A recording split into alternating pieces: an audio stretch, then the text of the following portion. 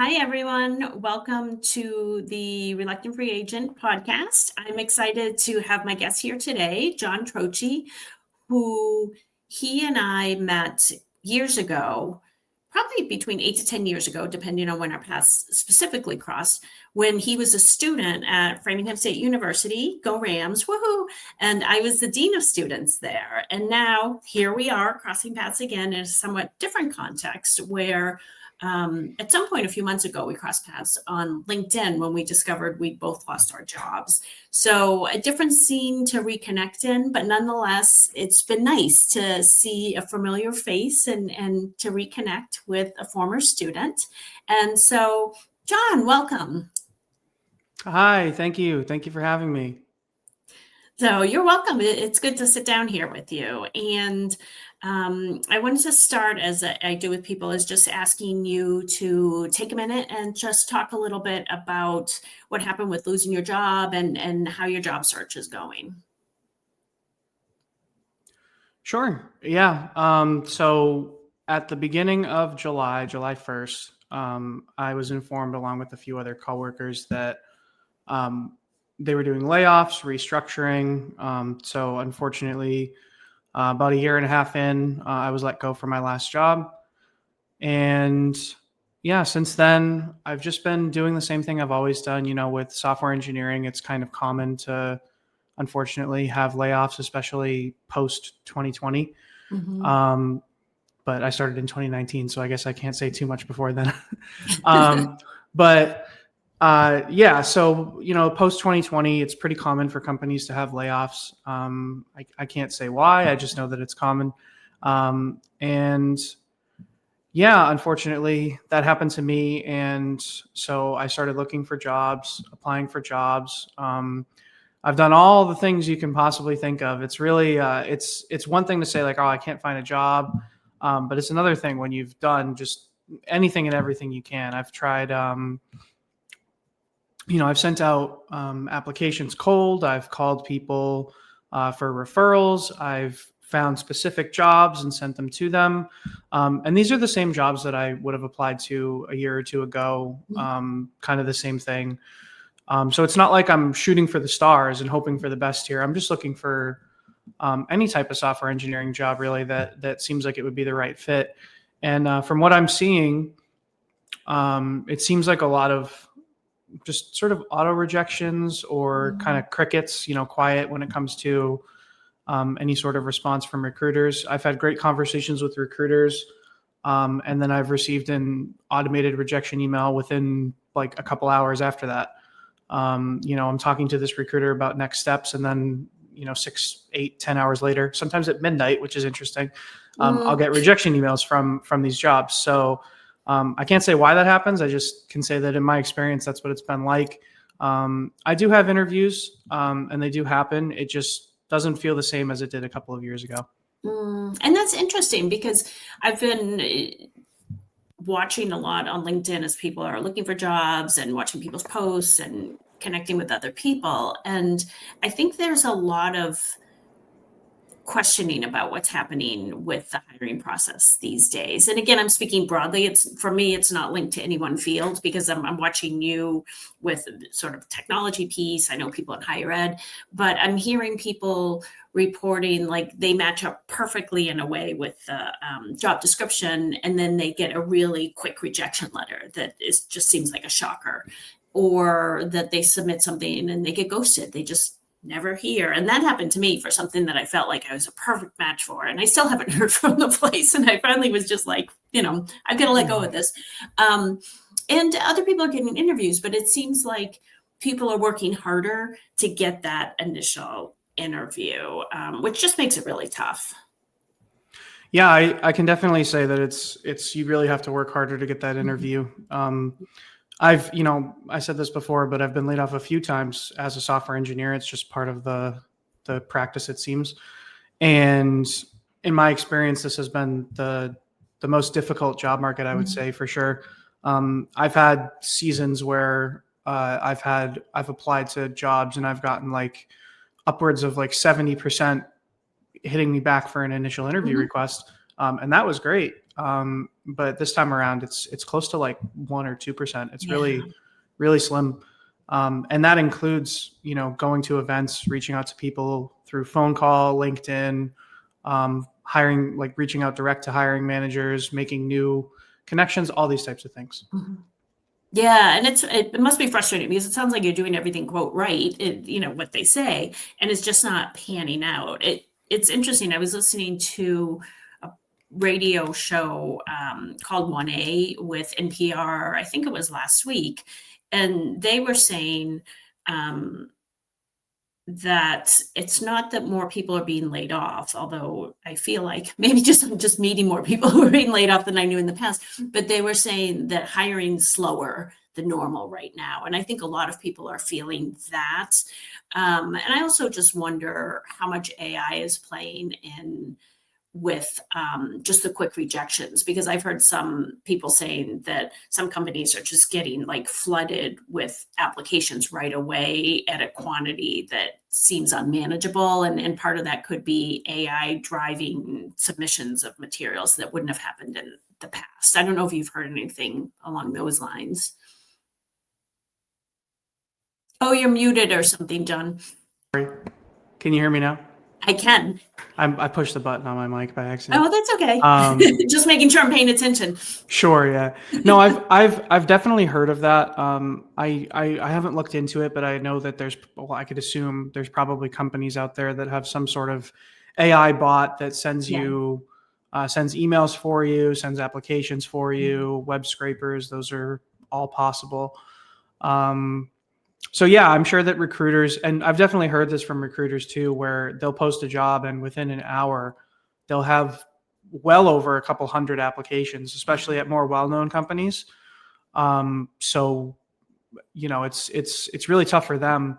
And what happens too, a lot of the time is that, I was a former recruiter before before I jumped into software engineering, and maybe we could talk about that later. But in that experience, I found that when you look at all of the job applicants that apply directly to your site or through LinkedIn or something like that, you look at this whole bucket. You'll do a couple searches, in your computer, and then you'll find a bunch of what the system considers relevant resumes. So all the keywords, things like that, and it'll show you usually like a percentage or a score. Like this is the most relevant, this is the least relevant. And it's kind of the same as like doing a Google search. I mean, are you going to go to page 10 to find your Google result, or are you going to look at the first 3? So if in a mix of hundreds of applications and, a recruiter that's just not able to look through dozens of pages of resumes, it makes it more difficult. Yeah. Yeah. So if that's the case, there may be something said about getting things in sooner rather than later. I think in the past, if there's a deadline, like I would have thought, oh, I could just wait till the deadline to get it because I get full consideration. But I don't know if that's the case anymore. But it might not be with the volume. As you said, you might not keep turning down the pages if you have so many pages to look through. So yeah, so it's tough. And I feel like it involves just great levels of patience at a time that's so stressful that, when we're stressed out, it's hard to be patient and be like, I know I'm going to find a job, but in the meantime, this is really hard not having one. What's been helpful for you in sort of coping with the time you have on your hands and not working when you're not actively applying for jobs? Yeah, sure. Well, I found that it's helpful to keep to a schedule. So kind of hold yourself to, this is what I'm going to do Monday to Friday, even though I don't have somebody, above me who's paying my paycheck and requiring me to, be up at a certain time and be in the office at a certain time, et cetera. I found that being my own boss in a way, even like writing down your schedule can be helpful. But I found that just keeping to some sort of schedule has helped keep me on track. And it really helps you feel like even if you're being ignored by, not ignored, but if you're not seeing responses from recruiters or jobs or anything like that, it's still helpful to go through your routine day to day, because it helps you enjoy the weekends and not feel like you didn't accomplish anything that week. Yeah. Because really that's important. You're not going to be able to do anything on the weekends anyway when it comes to getting a new job. So what are you supposed to do at that time? Are you just supposed to sit there and feel bad about no progress being made that week? So I found that I write down, what I want to accomplish in a week or what I want to do in a week. And then I go and try and make that happen. So what I've been doing, I'll try to wake up at a normal time again, just like normal, get ready for the day. Sometimes I'll go for a walk in the morning, like 9 to 10 o'clock, decently long walk. I don't always get out there and the weather's not great today. So I didn't go today, but guilty. But yeah, just, have like something similar to like a workout plan. If you write down what you want to do in a week and then you track your progress, you can really look back and see, oh, I lifted 20 more pounds this week on that one exercise. I never even realized it if I hadn't looked back. So it's definitely helpful to keep track of the things that you're doing, keep to a schedule that you think will keep you happy, and make sure to leave time for other things in your life. Make sure to leave time for things like, I've been baking bread recently. I made a post about that on LinkedIn, and I sent it to you. Yeah. But I've been baking bread. It's just something I never really had time to do, and I never really had done in the past, but I do like cooking and I do like baking, and it's some of the most delicious bread I've ever tasted. Let me tell you. I can send you the recipe. Maybe you can drop it in the description or something, but but yeah, so keeping to, at least for me, keeping to things that I like, and enjoy outside of, a typical 9 to 5. During that time, trying to be productive, doing my job applications, reaching out to people, trying things that are a little bit more unconventional, like even send a letter or something like that, go to a job fair if you find one, all those types of things. I've also found that getting out of the house is very big, even if it's something small that you want to do, like say, go to the grocery store, get yourself ready, like, dressed up and everything, and then go to the grocery store. And I don't know, talk to people in the aisle. Like, oh, I never tried that brand of ketchup or something like that. I don't know. But all those things can help kind of keep you positive and feeling like you're making progress in some way, at least for me. Well, it's funny because as you're talking, like you and I have so much in common in terms of our strategies. And I'm laughing because I'm someone who talks to people at the grocery store all the time. Oh, there you go. Yeah. Which kind of, I don't think impresses my kids, but yeah, I'm the same thing. Like, oh, what's this, or what are you looking for, or whatever. But well, but also, you never know what someone could say. That's how I always see it. That's true. That's true. People are interesting. Like, I'm fascinated by people, so I do like to talk. And I like what you're saying about a routine, and I do the same thing. I think at first I had this image of myself just sitting around eating sugar because I love sweets and watching Law and Order reruns. Like, I pictured that's how I'd be spending my afternoons. And you know what? I haven't done that once. Like, I literally, like you said, I get up in the morning, nice. I, get on the computer, do some work, and walk. I've done a lot of walking. And I think it's the idea of, again, creating your own structure and purpose in a space where our jobs would normally have put that in for us. Mm-hmm. Yeah. Yeah. And the bread, I got the recipe from you and I'm looking forward to making it. I just don't have yeast on hand. So I have to go to the store and remember to get that. Otherwise it's going to be really fun bread. It's not, surprisingly, I thought it was going to be expensive. They come in little packets like this big. And I'm just saying this for people who have never bought yeast, because I haven't either. This is the first time. In like the aisle, where the baking aisle, you find flour, stuff like that. Look on maybe like the top shelf. Usually there's these little like square packets. They come in things of 3, kind of like a tea bag. And it's like $2 for a pack of 3. Not bad. Nice. Okay. Well, I'm going to try it, and maybe I'll get it done before I publish this newsletter, and then I can give an update. But yeah, I'll take your recipe and I'll put it in here somewhere so people won't wonder all about this bread. So nice. It'll be fun. It'll be a fun giveaway on this podcast, a digital Sounds giveaway. Good. Yeah, if I get really creative, I could get in Canva and make it pretty and stuff. So you never know. Yeah. And I could take the picture that you posted on LinkedIn of the bread. I think you posted a picture of the bread. Yes. I took a bunch of pictures. I was surprised it looked like a store-bought bread, but it tasted a lot better. It tasted a lot better. Nice. So what type of job are you looking for? Like, if you could pick any type of job out there that, from everything you've been looking at, what would your ideal job be like? Sure. Yeah. So I am a software engineer. I did not go to school for software engineering. I went to school at Framingham State for business and entrepreneurship. So my background in software engineering is a little bit different. I ended up going to a coding boot camp, and I learned the tools of the trade that way, and really got put through the ringer and came up through an apprenticeship and all those types of things. So in general, yeah, I've had a lot of experience on the front end, and I have worked on the full stack as well. So really, I don't know. I'd say I'm probably looking for more of a front end focused position, something that uses a lot of JavaScript, especially on the front end. Node on the back end is great too.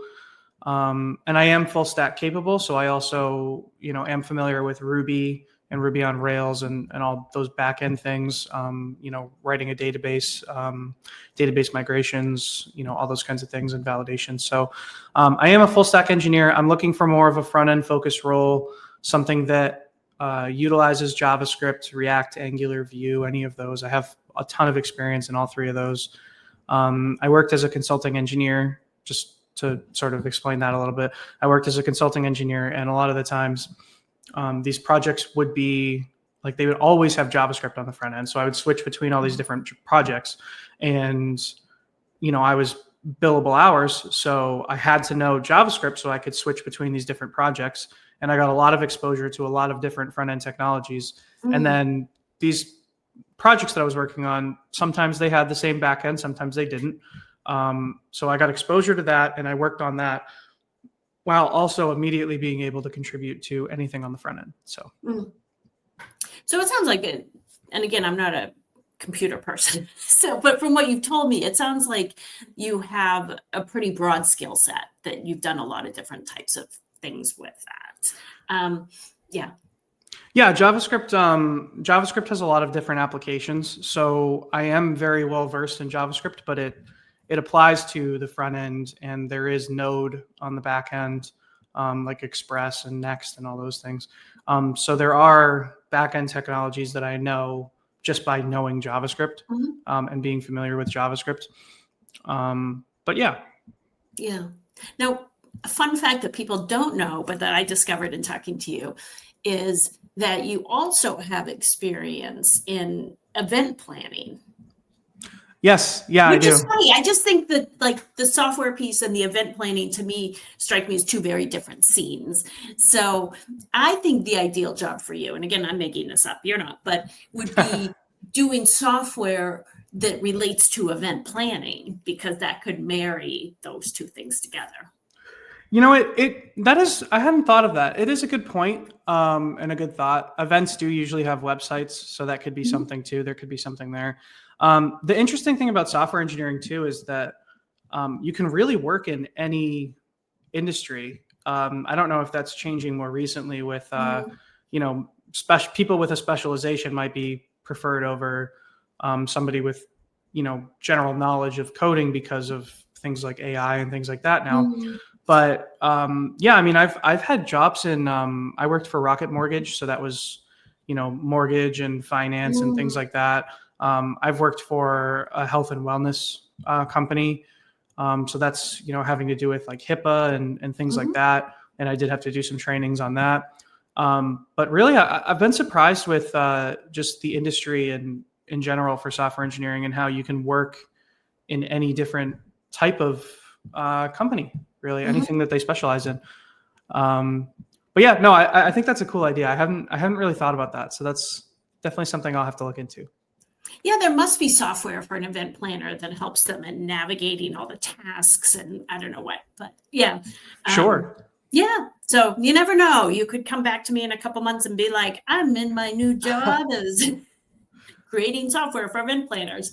But yeah, Sounds I think good. what you said about software crossing industries, because I know in higher ed, on the health and wellness side, people would use electronic medical records, and obviously that based on a whole system, but also we had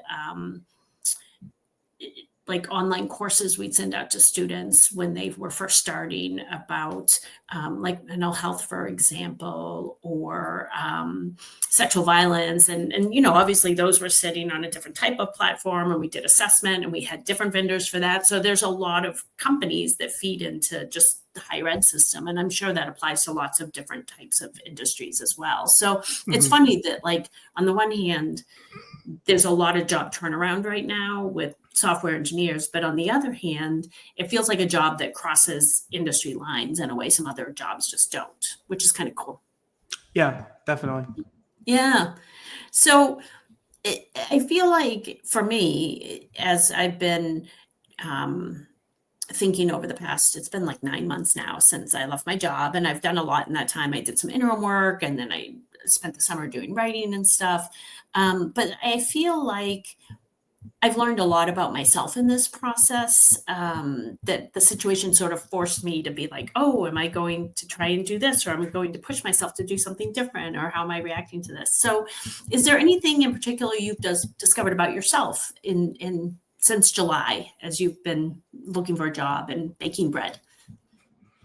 Sure. Yeah. Well, I put on a chef's hat and, no, I'm Nice. just kidding. Just kidding. Yeah, it's interesting. It's a really good question. And it's kind of tough to answer. The time that you are given because being laid off, it's sucky, right? I'm not saying it's a good thing, but it does give you the opportunity to spend time with yourself, basically, and really just think about things that you probably haven't thought about for a long time. Like, I know that when I was in college, right? And it's been a while now. I graduated in 2017, so it's been 8 years? Geez. Well, I won't tell you how long it's been since I've graduated. But yeah, it gives you the opportunity to think about things that you hadn't thought about in a while. So when you're laid off, you're not on somebody else's time for 40 plus hours a week. And honestly, based on a lot of people that I've talked to, it's more than 40 hours for a lot of people. I was fortunate early on in my career to have a boss that sort of trained me early on to give it your all 9 to 5. But then after that, you need to stop, rest, and go in the next day ready to go. But after 5, that's your time, and you need to take that time to refuel for the next day. Anyway, that's awesome. Side note. But that's good practice. We don't do it enough. Yeah, of course, absolutely. It's so healthy to do that. And people think that working 50, 60 hours a week is going to somehow impress a boss, and it might. It very well might. Or that boss could be told that they need to lay some people off and just pick you off a list. I mean, it's unfortunate that, the world my parents grew up in, where they could stay at a job for 20, 30 years and just absolutely love it and really grow in it and become part of the company, that just doesn't seem to exist anymore. And it's unfortunate. But anyway, sorry, getting off topic here. The time that you're given as a laid off person, an unemployed person, is crucial. I mean, you spend all that time with yourself, and you really get to think about things that you hadn't thought about in a long time. When I was in college, I was very entrepreneurial and very motivated to just do unconventional things and just sort of see what I can create with my mind. Like if I can think it. When I was in college, it was more of like, you think of the thing that you want to do. Now, what are the hurdles that you need to jump over in order to get to that destination? And I think that when you're working 40, 50, 60 hours a week, depending on your own schedule, and it's for someone else, you tend to forget to work for yourself. And I know that sounds kind of cliche, but it's true. And me personally, doing this job for 40 plus hours a week, I just had this mentality after work of like, oh, now I need to do all of the things that I wanted to do during the day that I just didn't have enough time for. Getting errands done, having a little fun, like play video games, go for a walk, do whatever. And then you need to like sort of catch up. And then, at least that's how I used to think about it. And then once I'm caught up, it's like 9 or 10 o'clock, the sun is down, and it's about time to go to bed. And now that I have all this time, I've just really been thinking, like, what are all these, like, of course I'm putting in my 40 hours a week like normal, and I'm trying to apply to jobs, and working on that. But I also have time to read books and not feel guilty about it. I have time to um, go to the gym more often, cook food for myself, and learn all these new recipes.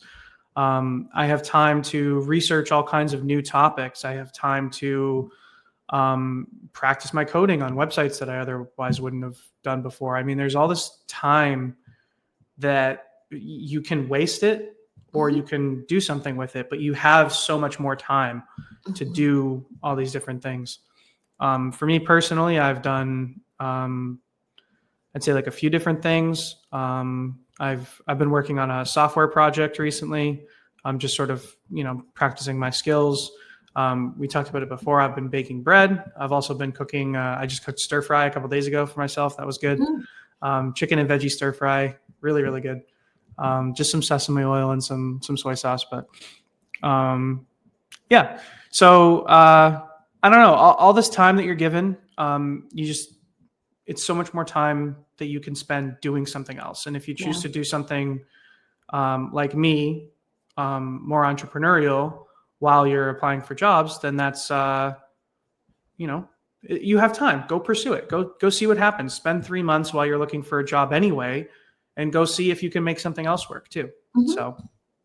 Yeah, I agree. I think that, well, time is a gift. I wouldn't have chosen to have the gift of time in this way, but nonetheless, when you have it, as you were saying, you can choose what you're going to do with it. And I too have found myself walking a lot, much more. I've walked more this summer than I've probably walked in the past 5 years. I'm out there all the time because the weather's been nice, and it's good. So, that there is an opportunity, I guess, to explore lots of interests, which is nice. Yeah. Yeah, absolutely. So is there anything we haven't talked about that you want people to know, or that you want to share? I'm not expecting anything particular. Just wanted to throw that out in case you're like, oh, you didn't ask me about this. Sure. Yeah. Well, one of the other things that I kind of do occasionally just for fun, I have 2 different YouTube channels. One, I just post, I can send you the links for them. Yeah, I didn't know that. What are Oh, they? yeah. Sure. So one of them's called, I think it's Learnology. It's like just a joke name. But I've posted on LinkedIn a few times, but it's occasionally I'll post like tutorials for how to do like Ruby on Rails stuff, JavaScript stuff. Nice. And the reason I do that is because, one, it helps me practice my own skills and verbalizing them. But it also helps people that maybe are in my position now that or are in the position I was in a few years ago now, and they want to get into coding, but they don't know where to look. One of the first things that got me into coding was actually just a basic HTML and CSS YouTube video. It was, I think, by some Australian. I think he was Australian. He posted it like 13 or 14 years ago. I can send you that too if you want. But he posted this video maybe 13 years ago, and it's a quick little like 10-minute just basic HTML and CSS. The website doesn't do anything, but it looks like a really cool modern website from 13 years ago. And I just followed along, and after following along, I felt like, oh my gosh, like I could do this. This is cool. So yeah, I post on that. Sometimes I play video games, and I have a couple of friends that, one of my friends, he works like the night shift. So, he works the night shift. So he wakes up on his days off, like at like 12 o'clock at night. So he'll sign on. He's like, what can I do in the meantime on my days off? So he signs online, and he streams video games and stuff. So I started making like just, basic videos, usually like tutorials on how to do stuff in the game. I like to do tutorials, I think. It sounds my grandfather was a teacher, so maybe it's in the blood. I don't know. Yeah. But yeah, so I have those 2 YouTube channels, and I do work on those sometimes. Again, have a lot of time. So if I ever feel like making a video, like, why not? Yeah. Well, I'm going to check them out. You'll have to send me the links, and I'll include them underneath this conversation so people can just in the comments so people can link to them and check it out. Yeah. Sure. Yeah, I'm happy to do so. Yeah, excellent. And I can follow it too. I don't know if I followed Yeah. anybody on YouTube. Yeah, please so I do. will. Please Yeah. do. Please do. Yeah. Well, it's been great catching up with you, John. And as I said, there's always like blessings in disguise during this process. And I love that we've reconnected after all this time. And, Yeah. I'm hoping that I'll see a post from you very soon on LinkedIn saying, whoa, I got a job.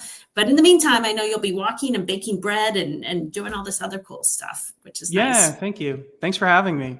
Oh, you are welcome. So take care. And thanks everyone for watching this. And Thank you.